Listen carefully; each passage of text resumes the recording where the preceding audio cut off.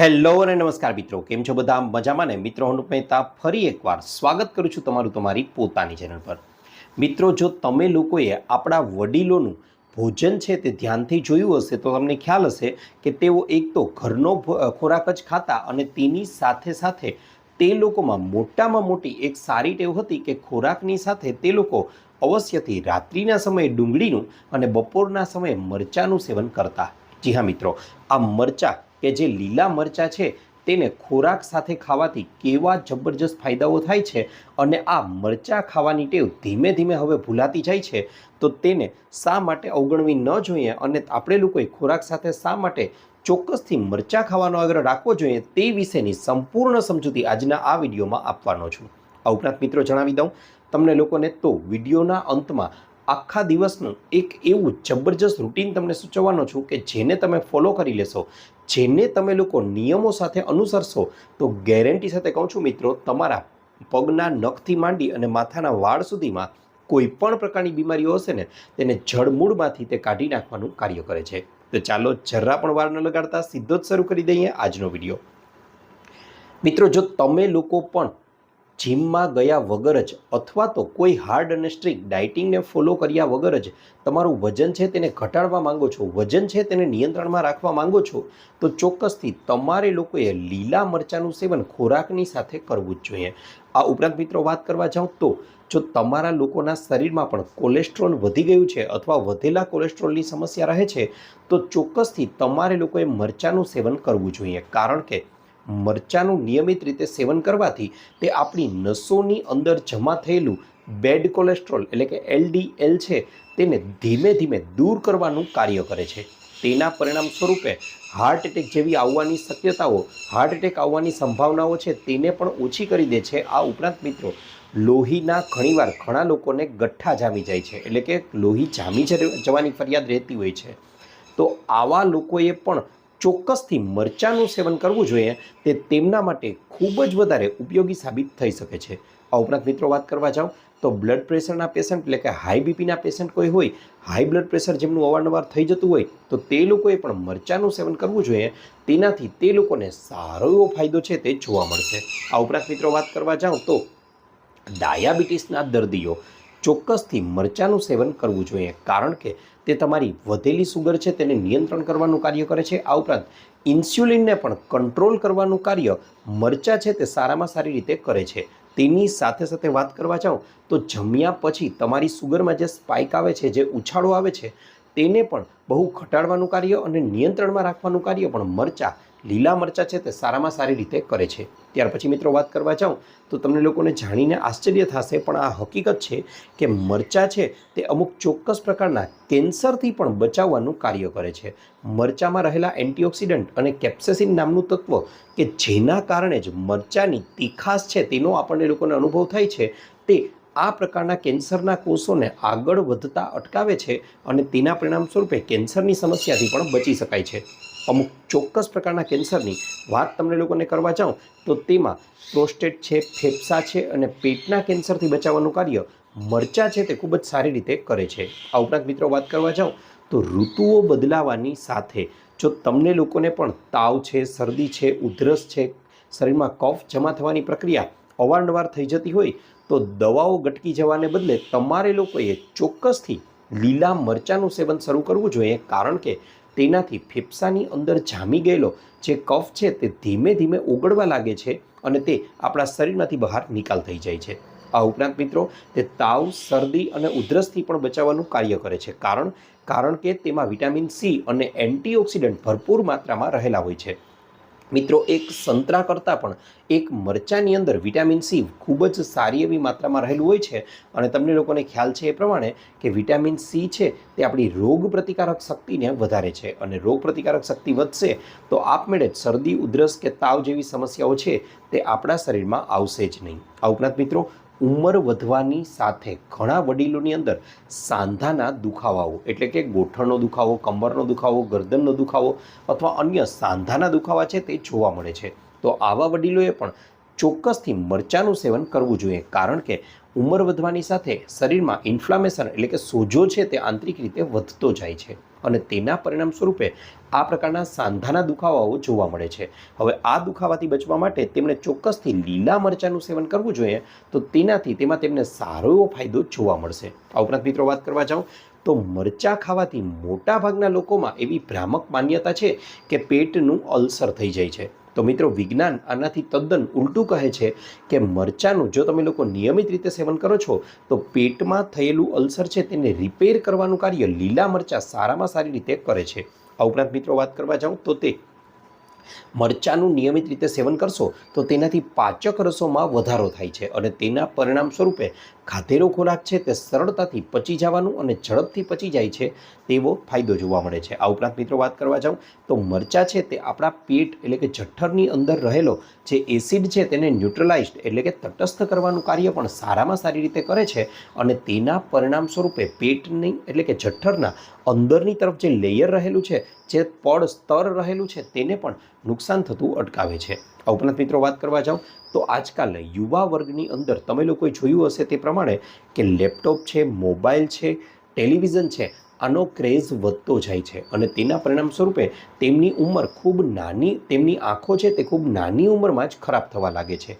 મિત્રો આ ખરાબ થતી આંખોને અટકાવવા માટે પણ મરચાં છે તે મહત્ત્વનો ભાગ ભજવે છે, કારણ કે તેમાં વિટામિન એ ભરપૂર માત્રામાં રહેલું હોય છે. આ ઉપરાંત મિત્રો લાંબો સમય સુધી યુવાન દેખાવા માટે, યુવાન રહેવા માટે, ચહેરા પર પડતી કરચલીઓથી બચવા માટે પણ ચોક્કસથી મરચાંનું સેવન કરવું જોઈએ. સાથે સાથે મિત્રો મરચાં છે તેનું જ્યારે પણ તમે સેવન કરો છો, મરચાંને જ્યારે પણ તમે લોકો ખાઓ છો ત્યારે આપણું મગજ તેની તીખાસના પરિણામે તરત જ એક્ટિવ થઈ જાય છે અને આપણા શરીરની અંદર એન્ડોર્ફિન અને સાથે સાથે સેરોટીન નામના હેપ્પી અંતસ્ત્રાવો એટલે કે આનંદદાયક અંતસ્ત્રાવો છે તેને ઉત્પન્ન કરે છે ખૂબ જ મોટી માત્રામાં અને તેના પરિણામ સ્વરૂપે તમે લોકોએ અનુભવ્યું હશે કે મરચાં ખાધાના 10-15 મિનિટ પછી તમારો મૂડ છે તે એકદમ સુધરી જાય છે, તમારે મગજ છે તે એકદમ પ્રફુલ્લિત અને આનંદિત બની જાય છે. એટલા માટે જે લોકો સ્ટ્રેસનું વધારે પ્રમાણ જે લોકોને રહેતું હોય તેમણે પણ મરચાં છે તેનું સેવન ચોક્કસથી કરવું જોઈએ. મિત્રો આ તો વાત થઈ મરચાંના કેટલાક ફાયદાઓની, પણ હવે હું તમને લોકોને એ જણાવવાનો છું કે રોજે રોજ આટલા ફાયદાઓ જાણ્યા પછી એવું નથી કે આપણે લોકોએ મરચાં પર તૂટી પડવાનું છે. ના, રોજના 1 થી 2 મરચાં ખાશો એટલે તે ઇનફ છે, એનાથી વધારે મરચાંનું સેવન ન કરવું જોઈએ. જો વધારે માત્રામાં મરચાંનું સેવન કરશો તો તે પેટમાં ગેસ છે, એસિડિટી છે જેવી સમસ્યાઓ ઉત્પન્ન કરી શકે છે, માટે વધારે મરચાંનું સેવન પણ ન કરવું જોઈએ. રોજે રોજ 1 થી 2 મરચાં. અને મિત્રો મરચાં ખાવાની સાચી રીત છે તેને કાચા જ ખાવા જોઈએ, તેને ક્યારેય પણ શેકીને કે તળીને ખાવાનો આગ્રહ ન રાખવો જોઈએ. તો જ અહીં જણાવેલા જે ફાયદાઓ છે તે બધા જ ફાયદાઓનો લાભ તમને મળી રહેશે. ત્યાર પછી મિત્રો વાત કરવા જાઉં તો હવે હું તમને લોકોને એક આખા દિવસનું એવું રૂટીન સૂચવવાનો છું કે જેનું પાલન તમે લોકો કરી લેશો, જેનું અનુસરણ તમે લોકો કરી લેશો તો ગેરંટી સાથે કહું છું તમારા શરીરમાં કોઈ પણ પ્રકારની બીમારી નહીં રહે, તમે લાંબો સમય સુધી યુવાન રહી શકશો અને એકદમ તંદુરસ્ત અને સ્ફૂર્તિમાં પણ રહી શકશો. કયું છે તે રૂટીન? ચાલો જણાવી દઉં. મિત્રો સૌથી પહેલાં તો હું તમને કહેવા માગું છું કે ગમે તે ઉંમરના વ્યક્તિ હોય, પછી એ 25 વર્ષના યુવાન હોય કે પછી 65 વર્ષના વડીલ હોય, તેમણે ચોક્કસથી વહેલા ઉઠવાની ટેવ પાડવી જોઈએ. મિત્રો વહેલા ઉઠવાનો આદર્શ સમય છે તે લગભગ સવારે 5 થી 6 વાગ્યાની વચ્ચેનો છે. આ સમયે તમારે ઉઠી જવાનું છે. ઉઠી અને તરત જ મિત્રો 1 ગ્લાસ, 2 ગ્લાસ, 3 ગ્લાસ કે 4 ગ્લાસ જેટલું પાણી લઈ અને તેને ગરમ કરવાનું છે. 9 શેકું ગરમ થઈ જાય એટલે આમાંથી તમારી ક્ષમતા મુજબ, તમારી કેપેસિટી મુજબ પાણી છે તેને ભૂખ્યા પેટે જ સીધું વાસી મોઢે જ તમારે લોકોએ પી જવાનું છે. આવું કરશો એટલે તેનાથી મોટામાં મોટો ફાયદો એ થશે કે તમારું પાચન તંત્ર છે કે જે આખી રાત્રિ દરમિયાન સુસ્ત પડ્યું હતું તે ફરીથી એક્ટિવ બની જશે અને ફરીથી સક્રિય બની જશે. આનાથી બીજો મહત્ત્વનો ફાયદો એ થશે કે તમારું પેટ સાફ થવાની પ્રક્રિયા છે તે પણ ખૂબ જ સરળતાથી અને સારી રીતે થઈ શકે છે. અને આયુર્વેદ તો ત્યાં સુધી કહે છે કે જે લોકોનું પેટ બરાબર સાફ રહે છે ને તે લોકોને કોઈ જ પ્રકારની બીમારી છે તે અડી શકતી નથી, કારણ કે 90%થી પણ આપણા શરીરમાં વધારે થતી બીમારીઓ છે તેનું મૂળ કારણ આપણું પેટ હોય છે. ત્યાર પછી મિત્રો આગળ વાત કરવા જાઉં તો આટલું કરી લીધા પછી આટલું 1 ગ્લાસ પાણીથી શરૂ કરી અને ધીમે ધીમે તેને દિવસો આગળ જતાં 4 ગ્લાસ સુધી લઈ જઈ શકો છો. મિત્રો એવું જરાય ન વિચારતા કે આ રૂટીનને અમે એકાદ અઠવાડિયું ફોલો કરી લેશું અને અમારા શરીરમાં જબરજસ્ત ફેરફારો થઈ જશે. ના, આને તમારે રોજે રોજ ફોલો કરવાનું છે, નિયમોને ચુસ્તપણે પાલન કરવાનું છે. તો તેનાથી તમારા શરીરમાં ખરેખરમાં જબરજસ્ત ફેરફારો જોવા મળશે. ત્યાર પછી મિત્રો, હવે ઘરની કોઈ આજુબાજુની ખુલ્લી જગ્યામાં તમારે લોકોએ એક સૈર કરી આવવાની છે, આટો મારી આવવાનો છે. 5 થી 10 મિનિટ સુધી ખુલ્લા વાતાવરણમાં બને તેટલા કુદરતથી નજીક રહી અને એકાદી લટાર છે તે તમારે મારી અને ઘરે પાછું આવવાનું છે. હવે ઘરે આવી ગયા પછી હવે મિત્રો તમારે લોકોએ તમારા ઘરમાં રહેલી એક યોગા મેટ લઈ લેવાની છે. જો ઘરમાં યોગા મેટ અવેલેબલ ન હોય તો તેના અથવામાં તમે લોકો કોઈ પાથરનું છે અથવા તો તમે લોકો ઘરમાં રહેલી કોઈ સાલ છે, ચાદર છે, તેને પણ લઈ શકો છો. હવે આને લઈ અને ઘરની કોઈ ખુલ્લી જગ્યા પસંદ કરવાની છે, એટલે કે ઘરની અગાસી હોઈ શકે, ઘરની બાલ્કની હોઈ શકે, આપણા ઘરનું ફળિયું હોઈ શકે. આમાંથી કાંઈ જ અવેલેબલ નથી તો ઘરની આજુબાજુમાં રહેલો કોઈ ખુલ્લો બગીચો છે ત્યાં આ લઈને જતા રહો. હવે તેને પાથરી અને તેના પર પલાઠી વાળી અને બેસી જવાનું છે. બંને હાથને આપણે ઘૂંટણ પર સ્થિર કરી દેવાના છે અને ત્યાર પછી મિત્રો હવે સૌથી પહેલાં તો 15 થી 20 મિનિટ સુધી તમારે લોકોએ અનુલોમ વિલોમની પ્રક્રિયા કરવાની છે. મિત્રો, અનુલોમ વિલોમનો મતલબ થશે તમારે આ રીતે એક નાકેથી શ્વાસને ખેંચવાનો છે અને ફરીથી આંગળીથી એ નાક બંધ કરી અને બીજા નાકેથી શ્વાસને છોડવાનો છે. ફરીથી બીજા નાકેથી શ્વાસને ખેંચી અને પહેલા નાકેથી શ્વાસને છોડવાનો છે. બસ આમાં બને તેટલા ઊંડા શ્વાસ લેવાનો પ્રયત્ન કરો અને પ્રક્રિયા ધીમે ધીમે કરવાની છે. 15 થી 20 મિનિટ સુધી આ પ્રયોગ કરો. મિત્રો, તાવ છે, શરદી છે, ઉધરસ છે, કફ છે, આવી સમસ્યાઓ તો જડમૂળમાંથી દૂર જ થઈ જશે. ત્યાર પછી હવે તમારે લોકોએ અનુલોમ વિલોમ કર્યા પછી 15 થી 20 મિનિટ સુધી કપાલભાતિ કરવાનું છે. મિત્રો, કપાલભાતિમાં તમારા પેટ, તમારું ધ્યાન છે તેને સંપૂર્ણપણે પેટ અને તમારી નાભી પર લાવવાનું છે અને તમારે લોકોએ ધીમે ધીમે પેટને અંદર ધક્કો મારી અને હવાને બહાર કાઢવાની છે. તમને લોકોને એવું થશે તો પાછો શ્વાસ કેમ લેવો? તો મિત્રો, તમને જણાવી દઉં કે શરીર છે તે શ્વાસ લેવાનું કાર્ય આપમેળે જ કરી લેશે. તમારે માત્ર શ્વાસને બહાર કાઢવાનો છે. આ માટે તમે પ્રોફેશનલ કોઈ વ્યક્તિઓના વિડીયો છે તે પણ જોઈ શકો છો અથવા મારી ચેનલ પર પણ તમે લોકો કપાલભાતિ કઈ રીતે કરવું તે અંગેના વિડીયો પણ મૂકેલા છે, તેને જોઈ શકો છો અને કપાલભાતિ કરી શકો છો.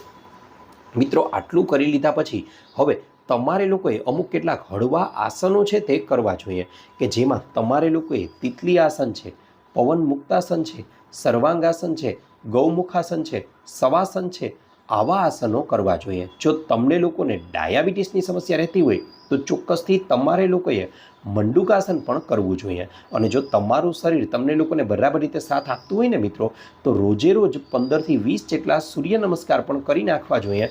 આનાથી તમારા શરીરની અંદર થોડી ગરમી ઉત્પન્ન થશે અને તેની સાથે સાથે જબરજસ્ત ઉર્જાનો સંચાર થશે. આટલું કરી લીધાના અડધાથી પોણા કલાક પછી સવારનો નાસ્તો કરવાનો છે. હવે મિત્રો, તરત જ પ્રશ્ન થાય અને મોટાભાગના લોકો એવું પ્રિફર કરે છે, ખાસ કરીને આપણા ગુજરાતમાં, કે સવારનો નાસ્તો એટલે ગાંઠિયા. ના મિત્રો, પહેલી આ ભૂલ છે આપણી. હા, હું એમ સંપૂર્ણપણે તેના પર ના નથી પાડતો. એટલું કહું છું કે મહિને એકાદ વાર બરાબર છે તમે લોકો આવું કોઈ બહારની વસ્તુઓ ખાઈ લો છો, ઇટ્સ ઓકે, સવારના નાસ્તામાં કે કોઈ પણ સમયે. પરંતુ રોજે રોજ અથવા તો અઠવાડિયામાં 2-3 વાર આ વસ્તુઓને ન ખાવી જોઈએ. તેની સાથે સાથે મિત્રો, હવે વાત કરવા જાઓ તો તરત જ પ્રશ્ન થાય કે તો શું ખાવું? તો મિત્રો, અઠવાડિયામાં ક્યારેક ક્યારેક તમે લોકો રોટલી છે, ભાખરી છે, થેપલા છે, રોટલા છે, પુડલા છે, પરોઠા છે, આમાંથી કોઈ એક વસ્તુ ખાઈ શકો છો. અઠવાડિયામાં 1 કે 2 દિવસ તમે લોકો ફણગાવેલા કઠોળની ચાટ બનાવીને પણ ખાઈ શકો છો.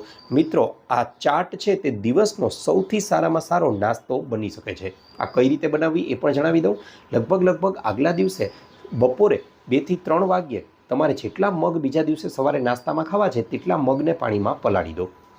હવે આ મગને પલાળી દીધા પછી તમે લોકો રાત્રે 7-8 વાગ્યે જોશો તો આ મગ એકદમ પોચા પડી ગયા હશે. હવે આ પોચા પડેલા મગમાંથી બધું પાણી દૂર કરી દો અને ત્યારબાદ તેને એક સુતરાઉ કાપડનો ટુકડો લઈ તેમાં તે બધા મગ ઉમેરી તેની બરાબર ટાઈટ પોટલી વાળી દો. આ પોટલીને સવાર સુધી રહેવા દો.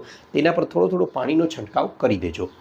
મિત્રો, વહેલી સવારે ઉઠી અને તમે લોકો જોશો તો તમને ખ્યાલ આવશે તમારા મગ છે તેમાં કોટા ફૂટી ગયા છે, તે ફણગાવેલા બની ગયા હશે. મિત્રો, બાફેલા મગ કરતાં ફણગાવેલા મગ ખાવા તે ખૂબ જ વધારે ઉપયોગી સાબિત થઈ શકે છે. પણ યાદ રહે, હવે આ કોટા ફૂટેલા મગ છે તેને સીધા જ નથી ખાવાના, કારણ કે એવું કરશો તો જે લોકોનું પાચન તંત્ર નબળું હશે તેમને પાચન સંબંધિત સમસ્યાઓ એટલે કે ગેસ એસિડિટી થઈ શકે છે. એટલા માટે આ ફણગાવેલા મગને એક મોટા વાટકામાં લઈ અને તેમાં ઉપરથી તમારે લોકોએ થોડો જીરું પાવડર છે, સારી એવી માત્રામાં છીણેલું આદું છે, છીણેલી ડુંગળી છે, ટમેટાં છે, કાકડી છે, આ ઉપરાંત તમને યોગ્ય લાગે તો ચપટી એક મરી પાવડર છે, સંચળ છે અને અન્ય તમને યોગ્ય લાગે એવો તમામ પ્રકારના મસાલા છે તેને ઉમેરી દો. તેની સાથે સાથે ઘાણીનું શુદ્ધ સિંગ તેલ અથવા અન્ય કોઈ પણ તેલ કે જે ખાવાનું તેલ છે તે એકાદ ચમચી જેટલું તેના પર ફેરવી દો, ઉમેરી દો. ઉપરથી થોડી ધાણા ઉમેરી દો, બરાબર રીતે હલાવી લો અને મિત્રો બસ તૈયાર છે તમારી મગની ચાટ. મિત્રો આ પચવામાં તો ખૂબ જ હળવી છે, તેની સાથે સાથે તમારા શરીરની અંદર શક્તિનો સંચાર કરવામાં પણ ખૂબ જ મહત્ત્વનો ભાગ ભજવે છે. આ ઉપરાંત તમે લોકો ચણાના લોટમાંથી બનેલા પુડલા કે જેમાં થોડા પાલકના પાન અને તેની સાથે સાથે થોડો અજમો ઉમેરી અને આનું સેવન પણ એકાદ દિવસ કરી શકો છો. મિત્રો આ દિવસનો સારામાં સારો નાસ્તો કહેવાશે. ત્યાર પછી હવે સમય આવે છે બપોરનો. મિત્રો બપોરના સમયે તમે લોકો જે ભોજન કરો છો તે ભોજનમાં મોટા ભાગે લોકો એવી ભૂલ કરે છે કે રોજે રોજ ઘઉંમાંથી બનેલી રોટલી જ ખાવાનો આગ્રહ રાખે છે. મિત્રો આ ઘઉંની રોટલીના બદલે અન્ય આપણા દેશી અનાજ જે છે તેમાંથી બનેલી રોટલી કે રોટલા ખાવાનો આગ્રહ રાખવો જોઈએ, જેમાં બાજરો છે, મકાઈ છે, જુવાર છે, રાગી છે, જવ છે. આ બધા એવા અનાજ છે કે જેને આજે આપણે લોકો મિલેટ્સ તરીકે ઓળખીએ છીએ, પણ આ કોઈ નવી વસ્તુ આવેલી નથી. આ વર્ષો પહેલાં આપણા દાદા દાદી કે પરદાદા પરદાદી છે તે પણ આમનું સેવન કરતા હતા અને એટલા માટે જ એમનું સ્વાસ્થ્ય છે તે ખૂબ જ વધારે સારું રહેતું હતું. તો આનું સેવન કરવું એ તમારા માટે ખૂબ જ વધારે ફાયદાકારક નીવડી શકે છે. હવે તરત જ એવું થાય કે ભાઈ આ શક્ય નથી, અમે માત્ર ઘઉં જ ખાઈએ છીએ. તો મિત્રો કાંઈ વાંધો નહીં, જો રોજે રોજ તમે ઘઉંની રોટલી જ ખાઈ રહ્યા છો તો એટલું ચોક્કસથી કરી શકો કે હવે રોજે રોજ 4 રોટલી ખાતા હતા તો 1 રોટલી ઘટાડી દો અને હવે માત્ર 3 રોટલી જ ખાવાની છે. તેના બદલામાં જે 1 વાટકી જેટલું શાક ખાતા હતા ને તેના બદલે હવે 2 વાટકી જેટલું શાક ખાવાનો આગ્રહ રાખો. મિત્રો આનાથી તમારા શરીરમાં જબરજસ્ત ફેરફારો જોવા મળશે. આ ઉપરાંત આ ખોરાકની સાથે સાથે એકાદ વાટકી જેટલી દાળ પણ ખાઈ લેવી અને જો શક્ય હોય તો 1 વાટકી જેટલું દહીં અથવા તો 1 ગ્લાસ ભરીને છાશ પણ પી લેવી. મિત્રો એક વાત કહેતા ભૂલાઈ જાય છે કે બપોરનું ભોજન શરૂ કરો ને એ પહેલાં ઋતુ અનુસાર એક મોટો વાટકો ભરી અને તમારે લોકોએ ચોક્કસથી સલાડ પણ ખાવું જોઈએ. મિત્રો આ સલાડ છે તેમાં તમે લોકો કાકડી છે, બીટ છે, મૂળા છે, ગાજર છે, કોબી છે કે અન્ય તમને ભાવતું કોઈ પણ સલાડ ખાઈ શકો છો. જો કાચું સલાડ તમને ગેસ કરતું હોય તો તમે લોકો તેનો સંભારો બનાવીને પણ સેવન કરી શકો છો.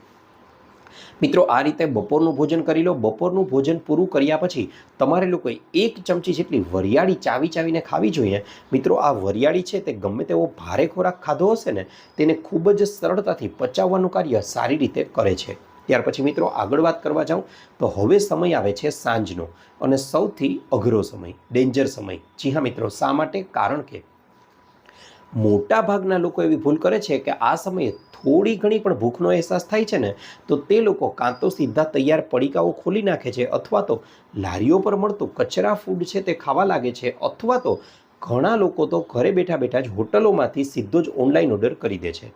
મિત્રો આજ આપણે સૌથી મોટી ભૂલ કરી રહ્યા છીએ કે જેના કારણે જ આપણા શરીરમાં બીમારીઓ ઉત્પન્ન થઈ રહી છે અથવા તો ધીમે ધીમે આપણું શરીર ખરાબ થઈ રહ્યું છે.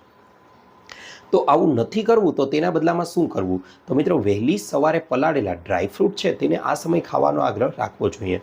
પહેલી વાત તો એ કે આ સમયે તમને ભૂખ લાગતી જ નથી કારણ કે શરીરમાં ડિહાઇડ્રેશન થવાના કારણે થોડી ભૂખનો અહેસાસ થાય છે. હવે આ સમયે માત્ર તમે લોકો 1 ગ્લાસ ગરમ પાણી પણ પી લેશો તો આ ભૂખ છે તે દૂર થઈ જશે. પણ ભૂખ દૂર નથી થતી તો પલાળેલા ડ્રાયફ્રૂટ્સ ખાઓ. જો એ પણ નથી ખાઈ શકતા તો મિત્રો ઇન્સ્ટન્ટમાં તમારે લોકોએ મખાણા છે તે લઈ લેવાના છે.